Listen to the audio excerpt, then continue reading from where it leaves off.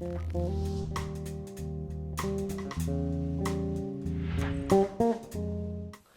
I'm Luke McIntosh, creator of BecomeABassist.com, and welcome to the 8th and final video of Bass Chord Pro. You made it all the way to the end, good on you.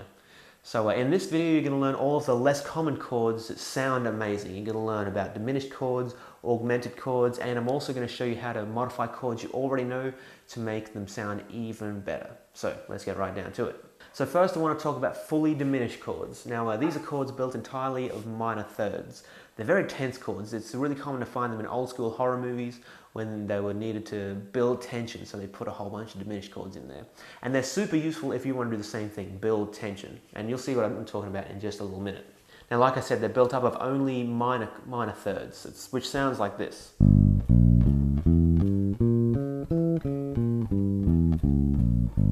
But if you stack those notes on top of each other in the low end, you get this sound right here. We're getting a lot of that signature muddiness that we're trying to avoid. So what we're going to do instead is voice it in a slightly different way. So if we're using G as our root note, we're going to play a fully diminished chord starting on G. So what we're going to do is we're going to skip the first minor third because it'll sound like this. Very muddy. We're going to also skip the second minor third because it sounds like this, also very muddy. And we're going to instead play the second fret on our D string, an E natural. That's a much wider spacing. It's a lot less muddy, which is exactly what we want. Now, what's a minor third above that? It's a G, but we're already playing a G down here, so we can skip that one as well and go up one more minor third, right there. So, how creepy does that sound? That's pretty sweet, right? This is our default diminished chord shape, fully diminished chord. Right there. I'm using my second finger on the G, my index finger on the E, and then my ring finger on the B flat.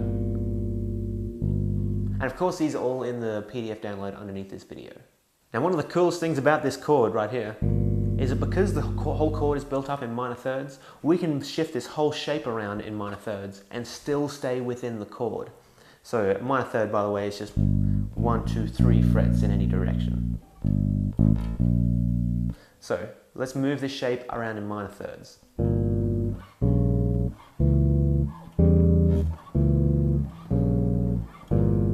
Really tense, listen to that.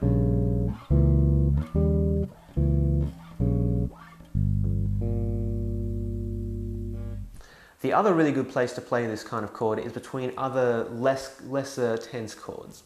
So for instance, say for example you're playing in G. And you're going from a D7 chord to an E minor chord.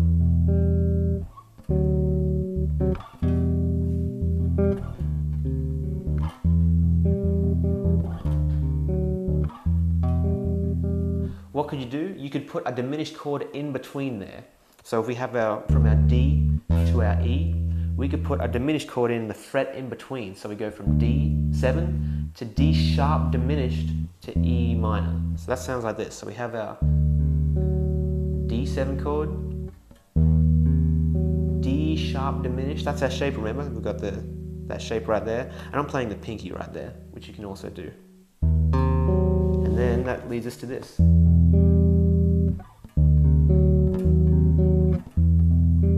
How cool does that sound? That sounds beautiful. And of course, this can only ever resolve there. The resolution is just so strong, and that's another reason these chords are fairly common, is because they provide exact resolution.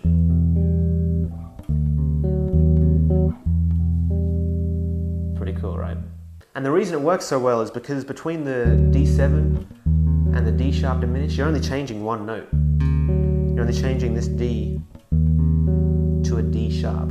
This note, this interval stays the same.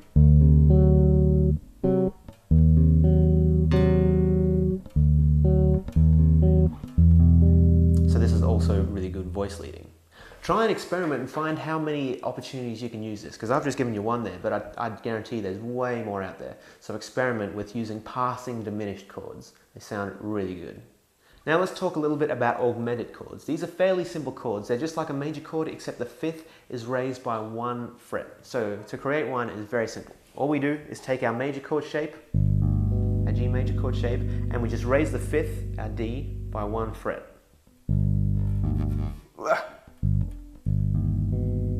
Right there. Now this is a bit of a stretch right here between the G and the D sharp.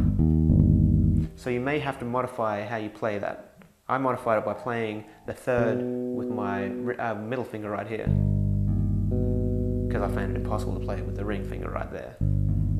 The other way you could potentially play it is play the D sharp up here, and then same chord, just in a slightly different arrangement. These sound really cool as well. These chords also make really good passing chords. For example, if you play a major chord shape, followed by an augmented chord, that leads really nicely to a first inversion minor chord.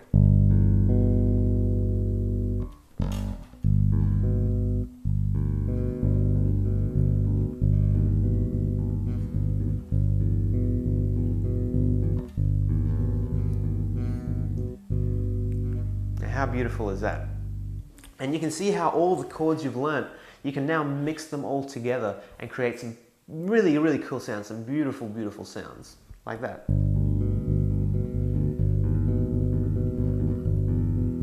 I love that.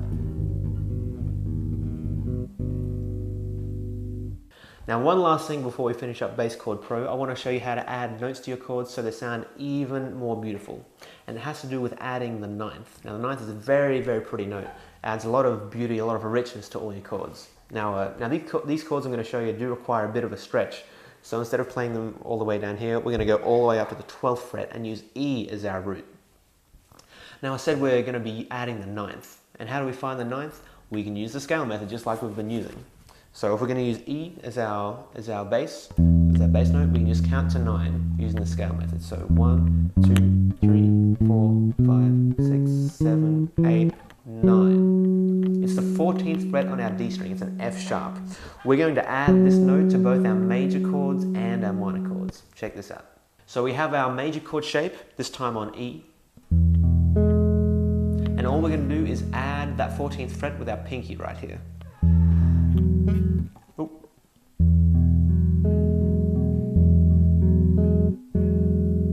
Pretty chord, right? It's beautiful. This is what's called an E major add 9 chord, because you're adding that note. You're adding that note to the chord. You're adding the 9th. Now this 9th will be the same for a major chord as well as a minor chord. So how do we do that? We just play our minor chord shape, and then we take our pinky again, add that 9th. Listen to that. That's like a soap opera chord. The only difference between the major add 9 and the minor add 9 is this finger right here, our middle finger. We can just take that off. If it's on, it's a minor 9th. If it's on, it's a major add 9. If we take it off, minor add 9. Too easy, nothing to it. Now both of these chords have some pretty close intervals. If we have a look at our major 9 chord,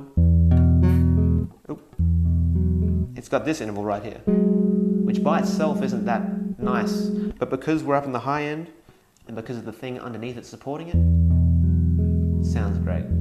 And the minor 9th has this note, that has this interval. It's literally 1 semitone away, but because we're putting such beautiful notes underneath it, it doesn't bother us at all. It's beautiful. Thanks so much for going all the way through Bass Chord Pro. I really do appreciate it. I hope you've got a lot out of these lessons. I know I've got a lot out of bringing them to you.